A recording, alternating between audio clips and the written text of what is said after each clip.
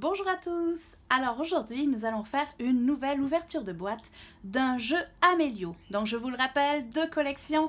Nous avons une collection avec 50 façons de jouer avec les différentes thématiques qui vont être par exemple les mammifères, les animaux, les systèmes du corps humain et bien d'autres. Et également la collection Je relève le défi où au fond chaque carte va être un défi à mener par l'enfant. Donc aujourd'hui, nous allons nous amuser en fait avec le jaune, à savoir les 50 façons de jouer avec les scientifiques inspirants. Donc, comme toujours, une très belle boîte, des jeux en fait qui peuvent se jouer à partir de 3 ans jusqu'à 99 ans. Donc, papa, maman, papi, mamie, n'hésitez pas à jouer avec les tout petits. Et toujours une très belle devanture. Alors, je sais que cette boîte semble très épaisse, mais vous allez vite comprendre pourquoi. Quand on l'ouvre, et voilà, c'est du plaisir pour les accros du dépunchage. Il y a 1, 2, 3, 4 plaques à dépuncher. Donc, avec des points, mais aussi avec des catégories de scientifiques, d'un sablier. Ouais, donc c'est vraiment à dépuncher, à mettre dans le sac, mais une fois que vous avez enlevé cette épaisseur, ben, la boîte va pouvoir se fermer facilement. Donc on va mettre ça ici de côté. Nous avons le fameux livret Les scientifiques inspirants que nous allons feuilleter par après. Le fameux pamphlet glacé et très beau avec les photos de famille. Donc la publicité Amélio des différents produits. On va mettre ça ici. Et les fameuses cartes Amélio. Donc toujours pareil, un énorme paquet de cartes. Hop, on va aller chercher la dernière. Voilà. On va mettre la boîte sur le côté et on va regarder ça ensemble. Donc déjà, ok. Ben on voit qu'il y a des personnages. Et celui-là, vu le triangle qui est ici, moi je dirais que c'est Pythagore. Voyons voir ça. Oui, c'est Pythagore. Donc, comme toujours chez Amélio, vous avez des codes de couleurs au niveau des cartes. Donc, on voit que toutes les cartes rouges vont représenter différents scientifiques. Donc, ici, ils vont toujours être illustrés en fait de manière vraiment très très belle. C'est vraiment du très beau travail au niveau illustration, au niveau des couleurs. Et vous voyez, il y a toujours un contexte assez rigolo. Ce qui est le fun, parce que c'est comme ça qu'on va plus facilement retenir. Pythagore qui est sur un triangle en train de faire une chute ou glisser dessus, ben moi, ça va me marquer comme image dans ma tête et je vais faire l'association entre le triangle et Pythagore. Ah, une femme, Marie Curie, parce que c'est la petite voiture Curie. Ah, notre fameuse amie Einstein que tout le monde connaît qui tire la langue.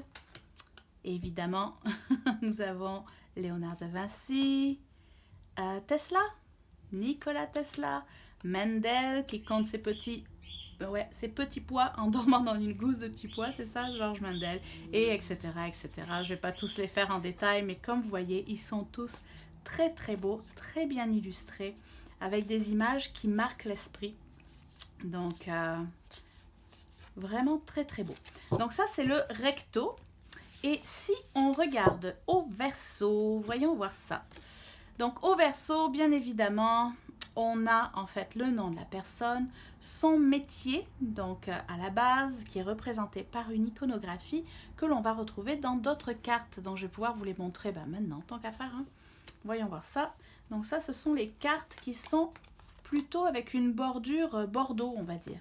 Donc vous voyez, les symboles que vous allez retrouver correspondent à ceux qui sont ici. Donc astronome, biologiste, chimiste, ingénieur, donc là c'est le cas de notre ami Nikola Tesla, mathématicien, médecin et physicien. Donc c'est quand même une très belle panoplie de scientifiques. Hop, on va mettre ces cartes ici dans la boîte. Sinon, les informations, vous avez des à propos de moi, bien évidemment, la date de naissance et de décès. À propos de moi, ça va être des grandes lignes directives par rapport ici à Nikola Tesla. Des inventions géniales. Donc, c'est sûr que Nikola Tesla, à mon avis, il pourrait être full au niveau de la carte, mais ils ont sans doute limité au principal. Et avec une certaine iconographie, on peut avoir ce que j'aime. Donc, apparemment, moi, je dirais électricité, en tout cas, des choses comme ça. donc les jouets favoris et les exploits. Donc vous voyez, plus de 300 brevets pour Nikola Tesla. La carte est vraiment légère au nombre de brevets qu'il peut y avoir. Donc ça, c'était le verso des cartes personnages. Maintenant, regardons ce qui reste comme carte. Nous avons également des cartes bleues. Ah, là, c'est un autre niveau. En fait, ce sont des cartes événements, les cartes bleues, je vais retirer celle-ci, qui vont être utilisées pour le jeu vedette, les scientifiques inspirants. Donc, comme vous allez pouvoir le voir, vous avez ici envoyer des humains sur Mars, établir une colonie sur Mars, les métiers requis, donc ça doit faire partie du jeu. Vous avez physicien, chimiste, astronome, et cette quantité de cartes est recto verso, donc il doit y avoir une très grande je vais y arriver, hein. Rejouabilité? Non, on va la recommencer. On va pouvoir jouer beaucoup plus souvent, en fait, avec le jeu. Alors, créer la vie, survivre à une pandémie. Ah bah tiens, si c'est pas thématique.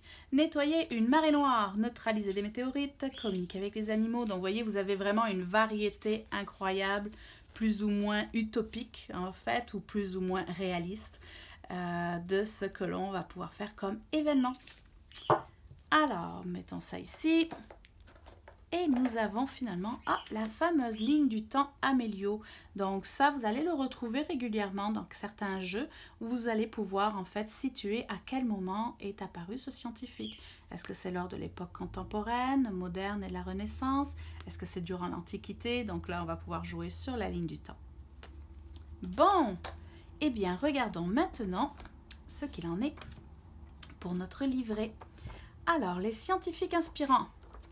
Toujours pareil, une page de présentation au niveau du jeu, le sommaire qui vous permet de vous retrouver beaucoup plus facilement dans le livret, donc n'hésitez pas à vous référer ici pour pouvoir savoir, mais à quelle page dois-je voir la règle pour le jeu vedette, à savoir la page 16. Ensuite, nous avons les différents éléments du jeu, donc avec un descriptif des différentes cartes, des différentes notions que vous allez pouvoir trouver dessus, les différents jetons, la fameuse ligne du temps. Ah oui, parce que le contour, ça je ne voulais pas montrer, mais en fait le contour arrière des cartes, vous voyez, l'avant, elles sont rouges, elles sont toutes rouges, mais l'arrière pourra varier. C'est-à-dire que la couleur de contour va correspondre à la période historique de, par exemple, Rosalind Franklin, c'est lors de l'époque contemporaine. Donc voilà. Ensuite, qu'avons-nous de très important? Les bénéfices chez Amélio. Donc toujours, je vous le rappelle, ici le jeu va permettre à votre enfant d'apprendre différents noms de scientifiques qui peuvent être inspirants, mais ils vont également apprendre différentes choses indirectement. Donc par exemple, savoir gérer une charge émotive ou savoir se repérer dans le temps, justement grâce à la ligne du temps. La roue Amélio. La mémorisation en 3 temps qui est une méthode rapide et efficace pour que l'enfant retienne plus facilement les différents noms qui se trouvent dans le jeu. Ici, la progression d'apprentissage. Pour les scientifiques inspirants, c'est quand même un jeu vedette assez...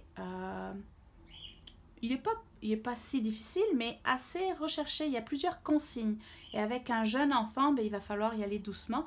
Donc, n'hésitez pas vraiment à faire la progression d'apprentissage en commençant par les petits jeux et augmenter tout doucement comme ça pour qu'il arrive finalement au jeu vedette. Donc, les fameuses règles, comme toujours, très succinctes avec de l'iconographie et des images qui vont faciliter à la compréhension. Donc, ici, on voit toujours trouve sa place. On voit déjà qu'on a besoin d'une installation avec une table et des chaises. Hop, le mime. On sent déjà ce qu'on va devoir faire. Et le fameux jeu vedette. Donc là, c'est le génie des sciences. Génie des sciences, là, vous voyez, il y a quand même du texte puisqu'on a 4 pages avec des zones de pointage différentes. Donc c'est là où je vous disais que c'est pas un jeu très compliqué. Un jeune enfant peut y jouer. Moi, j'ai déjà joué avec un enfant qui avait 5-6 ans. Et il va trouver son plaisir à jouer avec nous tout autant que moi, je trouve du plaisir à jouer avec lui. Mais il y a quand même quelques étapes un peu plus complexes à suivre. Donc, les consignes sont un petit peu plus cousues. Donc, voilà, avec toujours pour augmenter le niveau de difficulté. Au cas où votre enfant atteint un palier, vous pouvez avoir des niveaux plus élevés de difficulté pour le jeu. Et je vous suggère toujours d'aller voir les petits QR que vous trouvez dans tous les jeux Amélio. Vous voyez, il y a des QR ici. Vous les scannez et vous pourrez ainsi atteindre la vidéo qui correspond à l'explication du jeu. Donc, si vous trouvez ça difficile de lire une règle, allez voir la vidéo. Et nous avons un mini-jeu bonus comme régulièrement dans les jeux Amélio. Et ici, c'est le compte à rebours. La fameuse publicité et les liens très utiles pour que vous puissiez aller voir tous les jeux en ligne qui sont proposés avec ce jeu de base qui est les 50 façons de jouer avec les scientifiques inspirants. Donc, je remets tout ça dans la boîte. Et voilà. Et je vous dis à bientôt pour une prochaine ouverture de boîte.